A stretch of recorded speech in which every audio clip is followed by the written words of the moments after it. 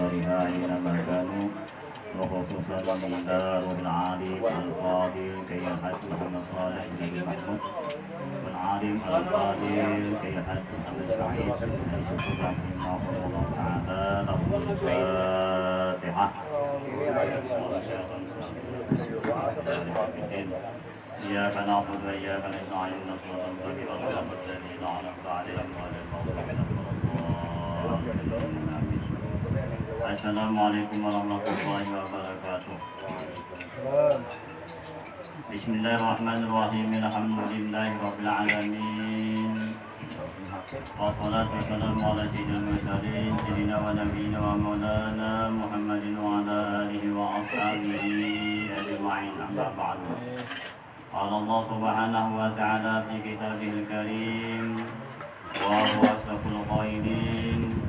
ألا إن أولياء الله لا خوف عليهم ولا هم يحزنون الذين آمنوا وكانوا يتقون لهم البشرى في الحياة الدنيا وفي الآخرة لا تبديل لكلمات الله ذلك هو الفوز العظيم. وقال النبي صلى الله عليه وسلم كما في يرويه عن ربه عز وجل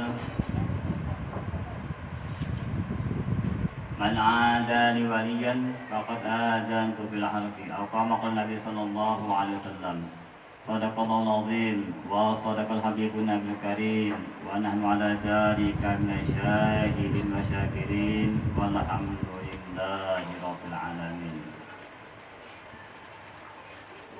Syukur pertama-tama mari kita panjatkan kehadirat Allah Subhanahu wa taala yang pada saat ini kita dengan berkat rahmatnya dan karunia-Nya dapatlah kita bersama-sama berkumpul di majelis ini guna kita memenuhi saruan daripada Ahlul Bait.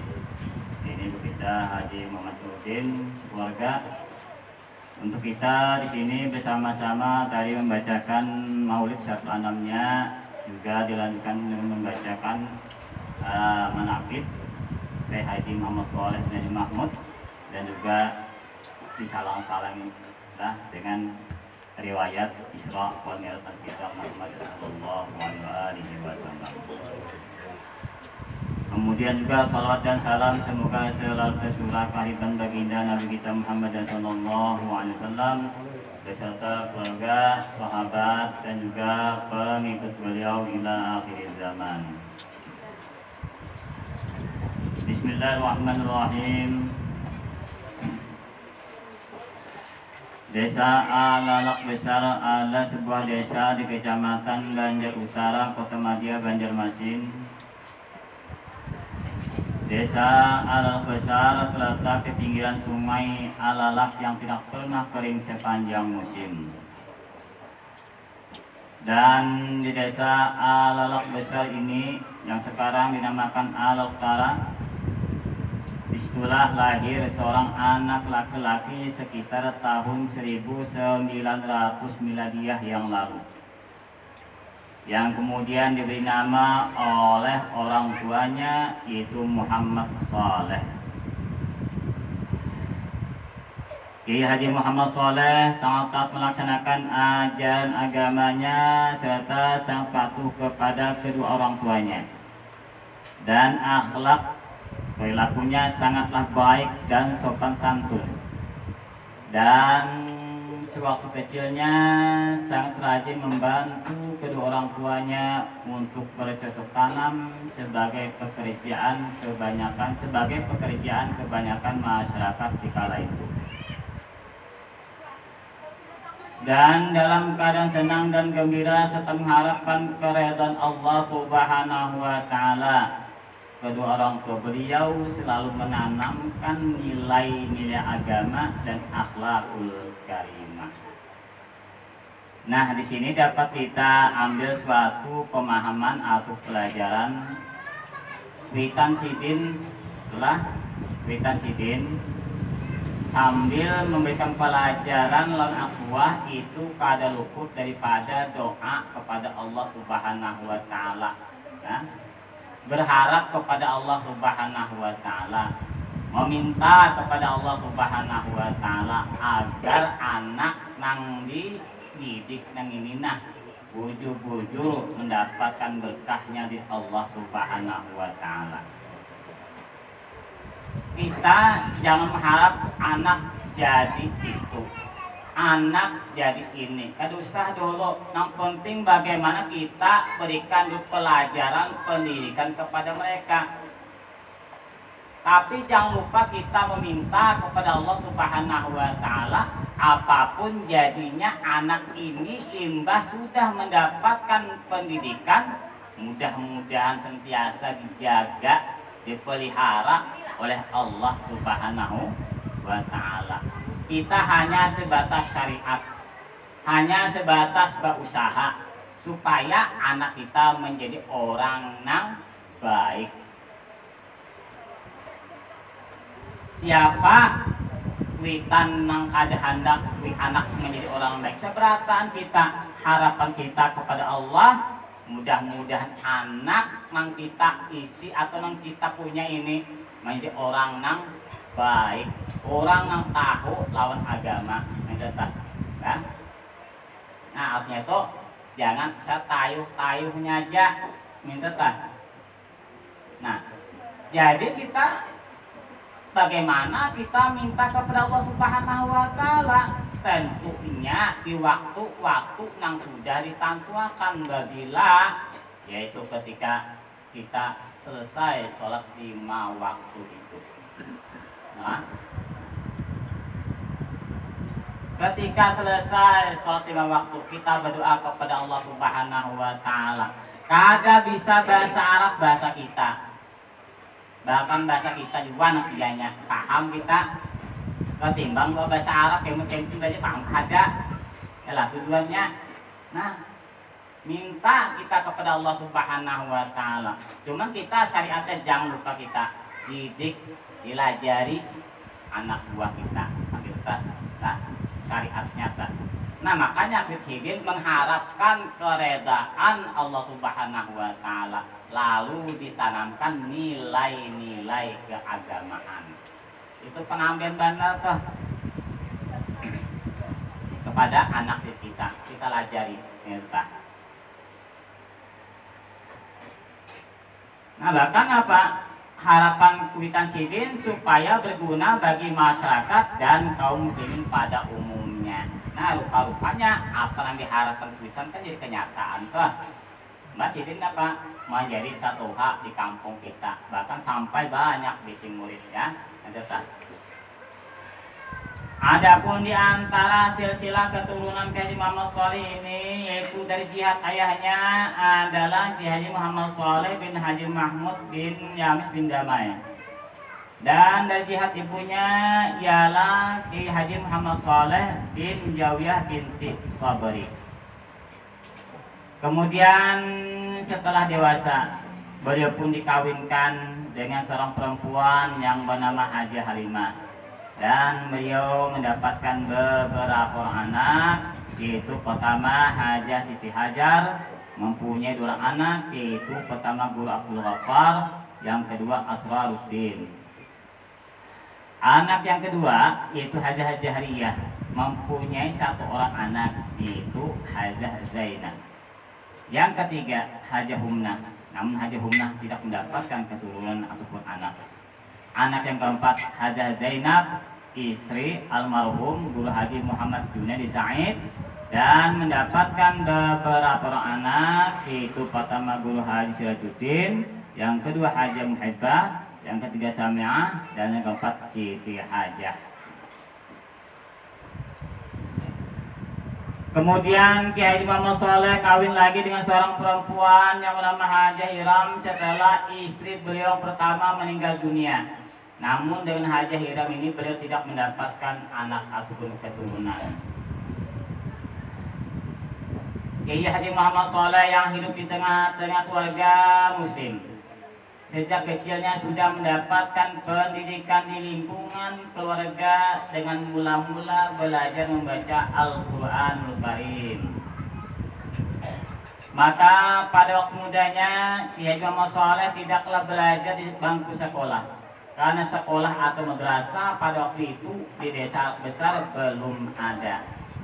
Maka beliau belajar dan mengaji dari satu guru ke guru yang lainnya. Terkadang naik sepeda atau dengan sampan yang didukung, bahkan juga terkadang dengan berjalan kaki saja. Karena di masa beliau itu kalau kita ala lakmi nang bantu gamal ya kajaja. Nah, maka dengan himmah beliau dan kecangkalan beliau, sidin tulak mencari guru untuk apa? Belajar ilmu agama. Sebagaimana selanjutnya dikatakan sampai ke layang sana sidin, sampai ke benua anyar sana sidin, semata-mata Pak untuk menimba ilmu pengetahuan. Nah, inilah suatu kewajiban yang mana ini sudah di ujarong tuh dikatakan atau disabdakan Nabi kita Muhammad sallallahu alaihi wasallam, utlubul ilma minal mahdi ila lahdi. Tuntutlah oleh kamu akan ilmu, pelajarilah oleh kamu akan ilmu, mulai dari ayunan, mulai halus sampai ke yang lahat, artinya sampai tuha. Jadi kalau dalam agama tidak ada pandangan kita anom, kada pandang kita tuha, nang banget ilmu itu selama hayat masih di kandung badan kita dituntut untuk mempelajarinya. Terutama ilmu yang berkaitan kepada bagaimana ibadah kita kepada Allah Subhanahu wa Ta'ala. Makanya ketika peristiwa Isra wal Mi'raj ini, Rasulullah Shallallahu Alaihi Wasallam salah satu yang diisi di dada beliau adalah ilmu. Nah, artinya dalam apa itu menunjukkan betapa tingginya nilai-nilai ilmu untuk kita pelajari. Ya tadi terutama berkaitan dengan masalah keagamaan kita. Artinya Pak, kalau masalah pendidikan agama, pelajaran agama, jangan bosan-bosannya kita, jangan muyak-muyaknya kita untuk belajar. Terkadang kan orang mahawayakan, bahagia belajar apa belajar itu itu aja masalah untuk masalah sembahyang itu aja putarannya. Ada masalah nang itu yang penting kita bagaimana maasah nang sudah ada supaya lebih mantap kan kita. Latih umpamanya sudah landak, dilandasi pulang. Kita sudah bahari belajar kerukunan, masih kawa, lajari lagi.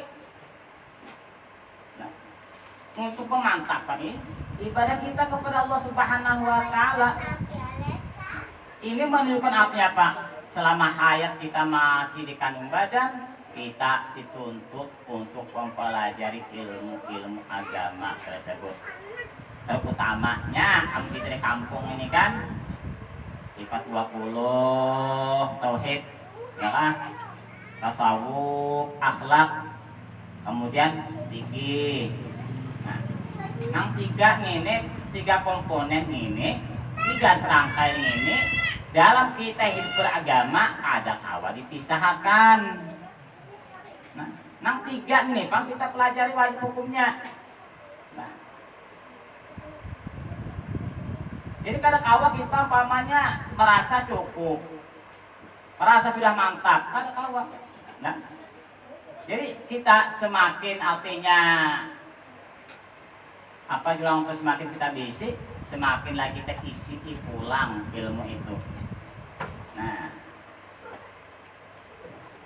kita mungkin barangkali ya tadi ada rasanya mungkin kalau kita mencari ilmu nang kaya bahari nang istilah sekolah nang formalnya paling kahada itu kita menyekawa seminggu sekali minta tuh yakanya seminggu sekali kita mempelajari ilmu itu. Apalagi kalau kita nang ban guru-guru, ini kampung ini masih banyak. ya kan? Ada pak promosi, kita ada promosi ada, cuman jakanya kawa kita 60 orangnya masih ada, kita datangi belajar kita, ya kan? Kenapa? Karena kita istilahnya dalam agama masih ada tuntutan. Untuk apa? Untuk kita sanggup apabila kita sudah meninggal dunia. Amun kita jakanya tulak nih, sanggup satayuh-tayuhnya aja, nah, sanggup satayuh-tayuhnya aja. Maka apa kabar kita? Kan camuk jadinya. Sama aja kalau kita umpamanya habis umur sudah ke alam kubur, nah kita bawa nih satayuh-tayuhnya juga, sembahyangnya kada lengkap, nah, bacaannya pina kada pas, kita bawa juga tapi kada pas, kan ngalih tuh. Nah, jadi artinya masalah keagamaan itu jangan kita hawayakan, jangan kita entengakan, diperjelas lagi, dimantapakan lagi supaya bagus. Makanya Sidin Bahari nah sampai ke Benua Anyar, sampai ke Kelayan sana, sampai ke Taluk Tiram sana, Sidin apa?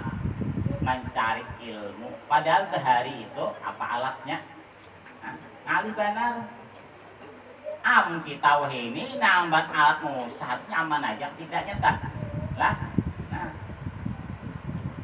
jadi alangkah bagusnya itu kita mantapakan maka untuk membagikan nilai-nilai ilmu agama kita.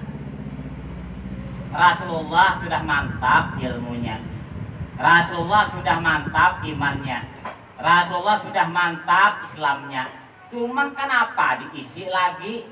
Nah, termasuk ilmu tadi.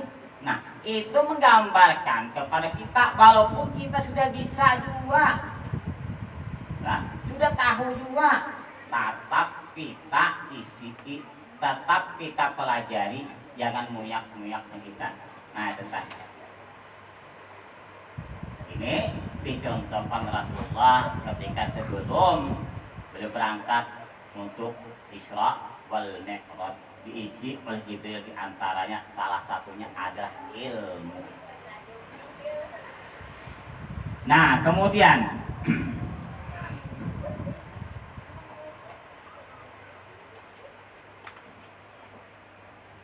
dengan tidak mengenal lelah dan penuh himmah, dilandasi niat yang tulus ikhlas, beliau berjuang mencari ilmu pengetahuan dari satu kitab ke kitab lainnya. Nah, di antara guru-guru yang pernah mengajarkan beliau, pertama Guru Matyam di Teluk Kelayan, yang kedua Kiai Haji Abdul Syukur di Teluk Tiram, yang ketiga Guru Gafur Sungai Miai, yang keempat Haji Sabren Kacil Teluk Dalam, yang kelima dan keenam Guru Haji Muni dan Guru Haji Marwan di Benua Anyar.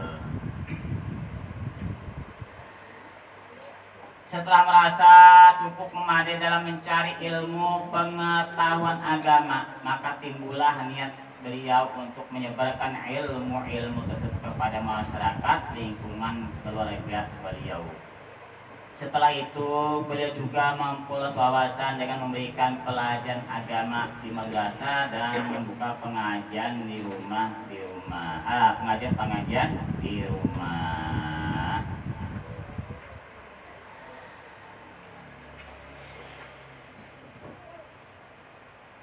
Sebagaimana dikatakan di sebuah kitab itu, ujang ulama, seandainya lah misal ilmu lah, seandainya ujung ulama nih suatu majelis orang hanya memuji Sidin, nah memuji Rasulullah aja, satu majelis tentang masalah ilmu, kira-kira ujung ulama Rasulullah datang nang majelis yang mana nih Presiden? Majelis yang mana? Apakah majelis yang memuji Sidin kah? Atau majelis nama masalah ilmu kah? Ternyata ulama sidin hakun mendatangi majelis ilmu. Kenapa? Karena ilmu masalah berkaitan tentang agama. Berkaitan tentang ibadah seseorang kepada Allah Subhanahu wa taala, berkaitan dengan syariat sidin. Tetapi kalau mendatangi majelis sifatnya sidin kan pribadi aja tah. Pribadi kajian sidin aja. Nah, tetap alasannya di ulama nih. Nah, jadi sidin hakun mendatang majelis ilmu. Kenapa? Situ membahas tentang masalah keagamaannya berkaitan dengan syariat sidin. Terjadi pengamalan, pemakaian untuk pemantapan apa tadi? Nilai-nilai keagamaannya. Nah, itu daripada artinya pentingnya ilmu pengetahuan kita. Tak bagus lagi umpama kita majelis memuji Rasulullah tambah pulang mas ilmu. Ada tak? Nah, jadi kita jangan kawa itu kita tumbuhkan lah masa keilmuan itu untuk apa kita menghidupkan nilai-nilai ajaran Rasulullah Shallallahu Alaihi Wasallam. Dalam hal ini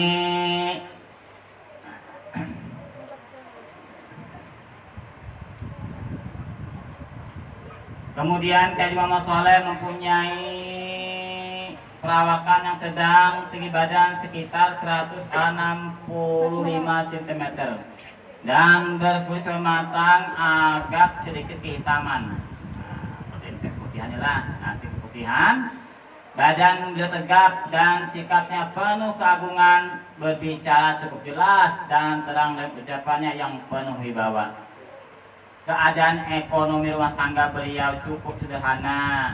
Hidup sederhana inilah yang dimiliki Haji Muhammad Saleh, menjadikan beliau bersifat qanaah, yaitu dengan selalu mensyukuri segala nikmat Allah Subhanahu wa taala yang diberikan kepada beliau.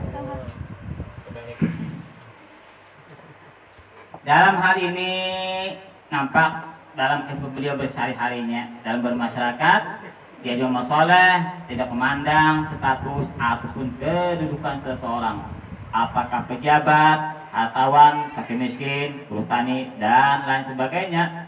Mereka ini selalu mendapatkan perlakuan yang sama dari beliau. Demikianlah di antara kehidupan pribadi seorang ulama yang memegang teguh disiplin ilmu dan kemasyarakatan. Ilmu bagi beliau adalah salah satu jalan untuk meningkatkan ketakwaan kepada Allah Subhanahu wa taala.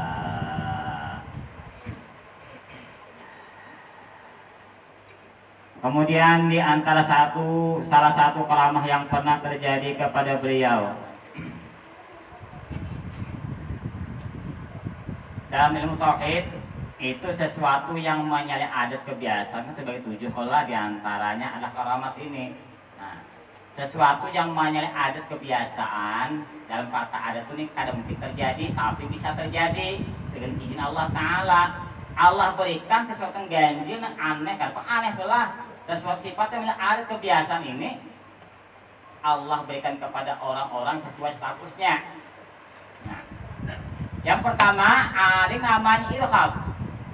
Irkhas ini adalah sesuatu sifatnya menyalahi adat kebiasaan, yang sifatnya mustahil tapi bisa terjadi. Itu Allah berikan kepada seseorang nang pacangan menjadi nabi. Tapi sidin belum jadi nabi lagi, tapi istimewa sudah ada.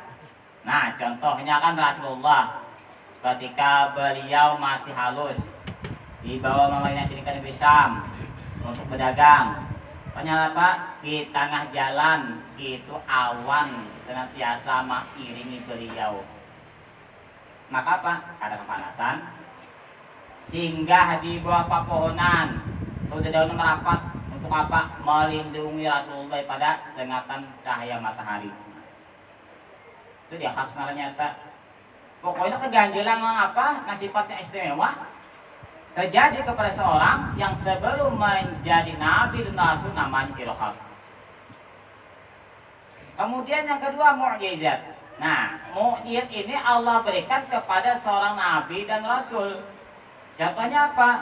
Ya yang terjadi di saat ini kepada Nabi kita Muhammad sallallahu alaihi wasallam, yaitu apa? Peristiwa Isra wal Mi'raj. Kok mukjizat namanya? Bahkan mukjizat Isra Mi'raj ini mukjizat nomor 2 setelah Al-Qur'an. Artinya terbesar kedua sesudah Al-Qur'an.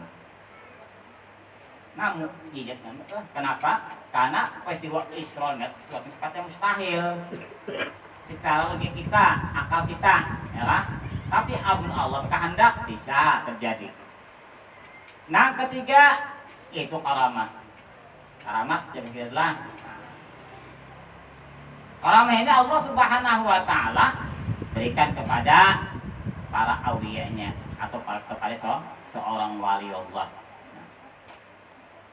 Karamat ini tidak akan mungkin terjadi kepada seorang wali terkecuali apabila segi tingkah laku perbuatannya itu mengikuti nabinya.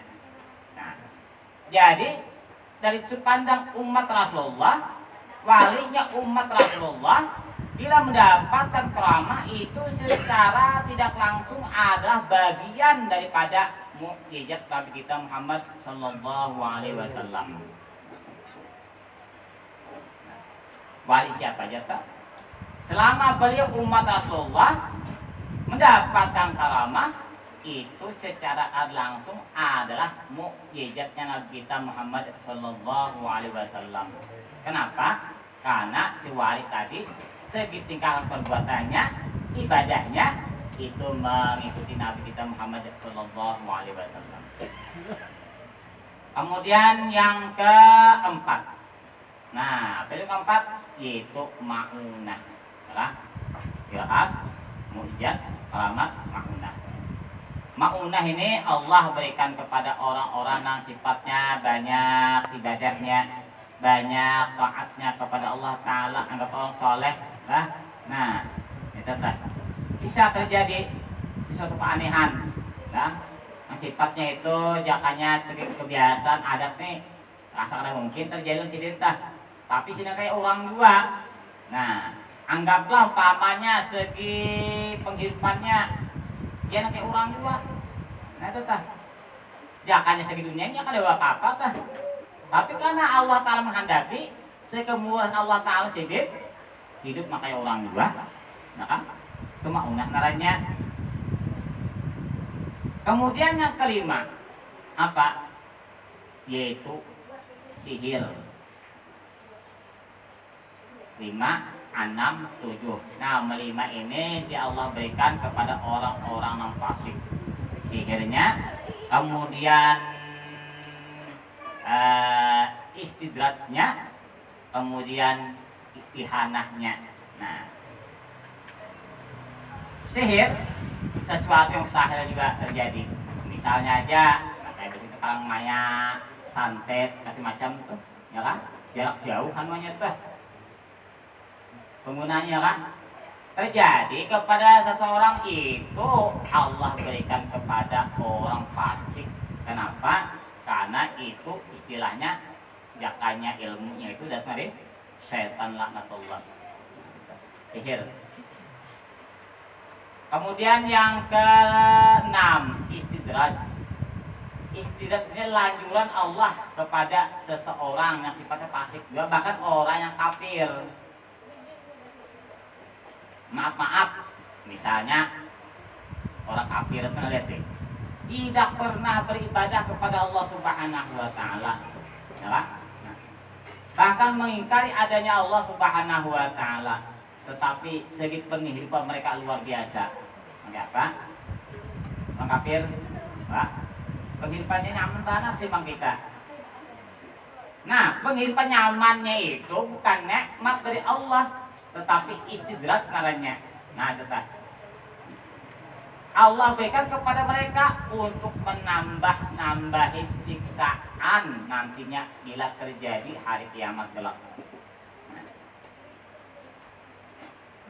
kepada kita yang kayak itu juga, hati-hati kita nih. Ujar ulama bila kita tuh mendapatkan sifat nyaman depan kita, tapi kita tidak imbangi dan syukur kita kepada Allah Ta'ala, tidak kita imbangi dan ibadah kepada Allah Subhanahu wa Ta'ala, maka namanya itu pun termasuk istidraj dari Allah Ta'ala. Hati-hati kita. Kalau pang mau cair terus, apakah cair kita tadi kita imbang syukur kepada Allah Ta'ala? Kita sehat, nah, kita kawai dah jalan ke luka ilir, masih normal bepander, mata masih bagus menjanak. Nah, apakah nang nikmat-nikmat yang nyaman udah kita sehat, afiat, kau berjalan, kau melihat kita imbangi dan ibadah kepada Allah Ta'ala, berarti kita syukur nanya nikmat yang ada tuh. Nah, makanya kita oleh Allah Ta'ala diwajibkan sembahyang 5 waktu. Nah, Allah Ta'ala mewajibkan kita sembahyang 5 waktu supaya kita mensyukuri nikmat tang waktu nang luangnya tadi. Nah, misalnya antara kita sembahyang subuh, nah, jam 6, jam 7, jam 8, jam 9, jam 10, 11, 12, pas zuhur lewat. Nah, zuhur tadi adalah untuk kita mensyukuri nikmat yang sesudah subuh tadi. Mbak kita kawa bajang ke ilir kawa kita dulu panderan, kawa kita dulukan. Nah, nang besokan tuh sampai ke tengah hari, kawa kita guring sehat sampai orang. Orang nang garing pun syukur aku masih kau pander. Berarti apa kita syukur nikmat marahnya. Itu menimanya sekurang-kurangnya kita mensyukuri nikmat Allah Subhanahu wa Ta'ala. Ya kan? Amun istilah kita menghitung syukur kita itu yang ada awak. Ya. Makanya kita tuh istilah itu ada apa membalas nikmat Allah Ta'ala dalam ibadah kepada untuk semata-mata kita mensyukuri minta. Nah, kita ini sadar kada sadar sehari itu pasti dapat nikmat, amun kita syukuri. Tapi amun kada kita syukuri, ya sidat tadi naranya. Disitulah pertanggungjawaban Allah, tanggung kita kepada Allah Ta'ala kena. Makanya kita manusia ini, punya ulama kita pulang. Bagaimana katakan gue itu? Sejam aja kita tuh dihina sudah 180 kali. Hitungan normalnya.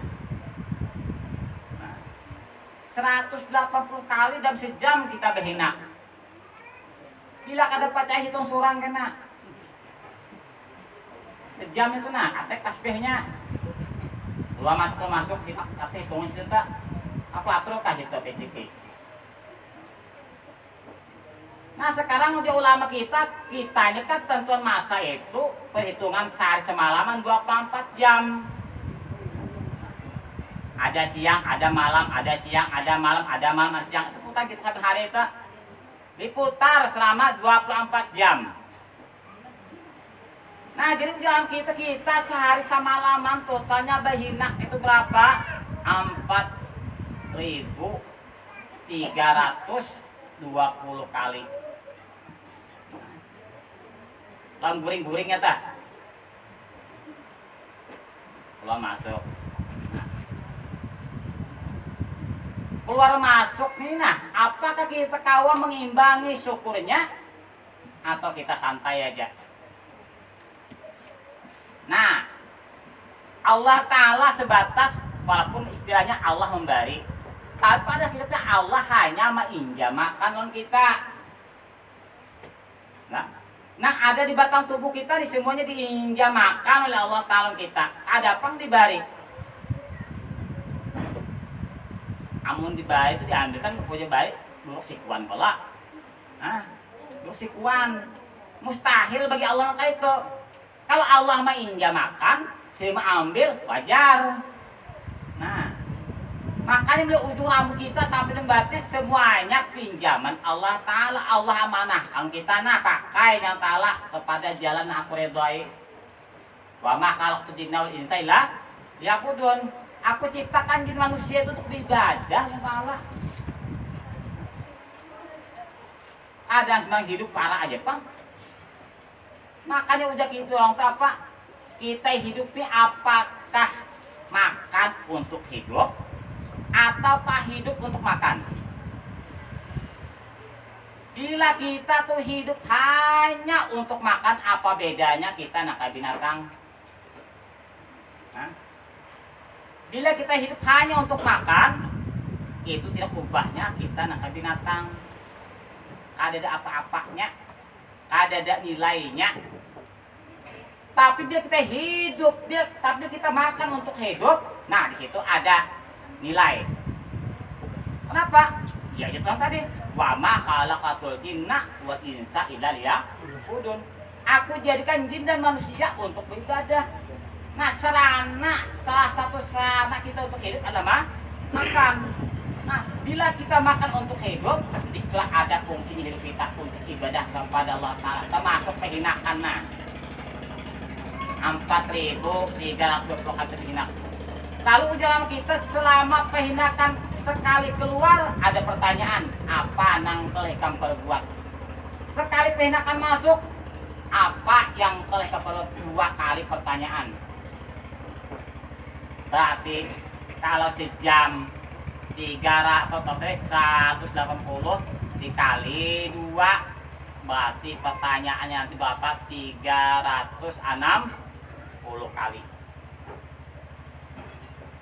Di akhirat kita ditanya oleh Allah Ta'ala nih, sejam tadi berapa pertanyaannya? 360 kali.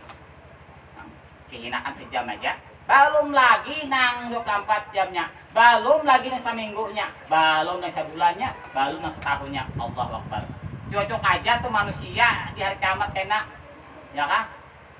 Tataluhan antri mahadang. Kenapa giliran mahadang? Nah, mahadang taipang, mahadang apa? Untuk mendapat giliran mendapat pertanyaan di Allah Subhanahu wa Ta'ala. Nah, kedatangan kita. Nah, jadi kita selama kita nih pehinakan pun masuk, nanti apa keadaan kita, itulah nilainya kena. Nah, jadi udah kita kumpul nang kanina Bapak jam sudah kita nih. Mudah-mudahan hitung pertanyaan nilai ibadah kepada Allah Subhanahu wa Ta'ala. Kita baca mulutnya tadi, kayak tetah baca menakibnya pulang, baca apa pulang, isometer kita. Nah, tetah mudah-mudahan semuanya mendapat nilai kebaikan dari Allah Subhanahu wa Ta'ala. Nah, hati-hati kita matang-matang kehinakan masih keluar masuk. Nah, jatuh santai, enjoy aja.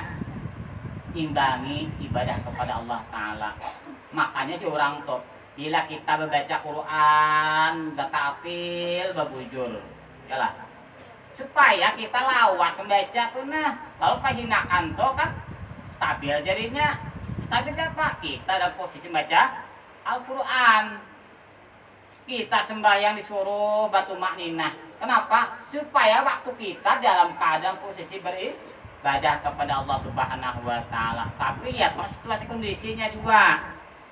Nah, artinya kita juga ibadah jangan kita terlalu artinya pelan contoh bahancapan. Nah, tetap sesadangi supaya waktu kita normal. Tidak kita normal apa maksudnya? Supaya bagus tanggung jawabnya di hadapan Allah Subhanahu wa Ta'ala kelak. Nah, itu Allah hingga makan aja kitanya segala-galanya. Kalau tahu kembali, tahun bagus lagi dulu kalau. Nah, ini ada. Nah, jadi mudah-mudahan kita termasuk orang yang sentiasa mengisi waktu kita dengan waktu ibadah kepada Allah Subhanahu wa Ta'ala. Ibadah itu ada mutlak sembahyang aja Pak, ada juga, mengaji ada juga, pamutkan ada juga, kita begawi tuh. Nah, selama gawian itu halal. Apa gawian? Tukang bangunan misalnya, memasang batanya. Nah, behinak juga mencari nafkah ke siapa? Anak bini, ya pahala juga. Hah? Kita masang rumah orang tuh, nah masang batanya, ya sekasar tukang lah, mau ulah rumah, mengharap kan gaji nih atau upah gasan siapa ngambalan jadi anak bini wah ibadah juga narannya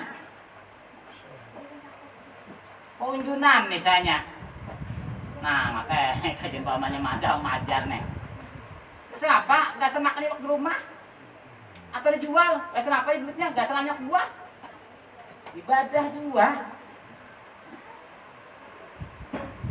asalkan diniat kebaikan. Ini ada munjun, tapi munjunnya banyak kadang pelayau.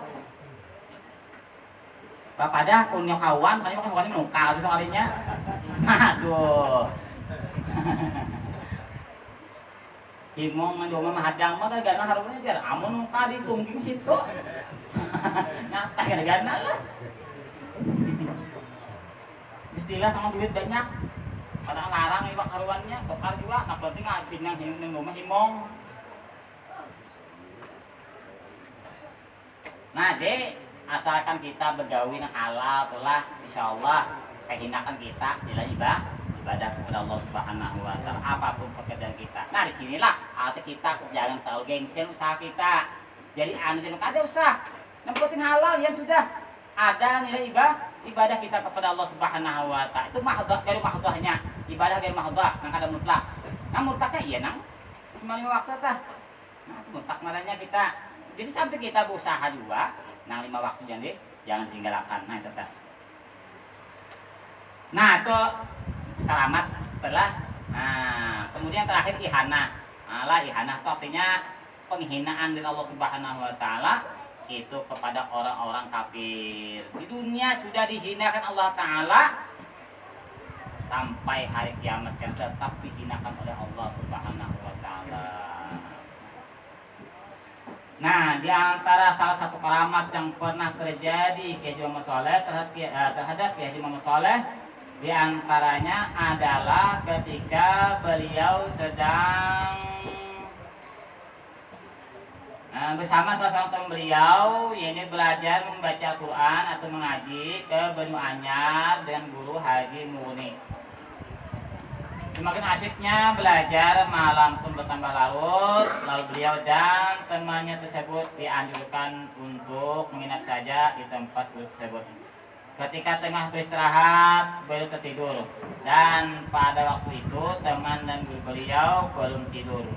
Maka pada saat itulah terjadi keganjilan yang tidak didapat oleh semua orang kecuali didapat oleh seorang hamba yang saleh, yaitu tubuh beliau terangkat dari tempat pembaringan tersebut.